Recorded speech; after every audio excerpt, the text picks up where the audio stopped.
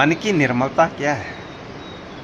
अंतःकरण को स्वच्छ किए बिना हम परमात्मा को नहीं पा सकते। अरे दिखावा तो दुनिया को रिझाता है, लेकिन परमात्मा को रिझाने के लिए मन की निर्मलता ही एकमात्र सत्य है। इसी तो बाबा तुलसीदास जी लिखते हैं, निर्मल मन जन सो मोहि पावा, मोहि कपट छल छिद्र न भावा।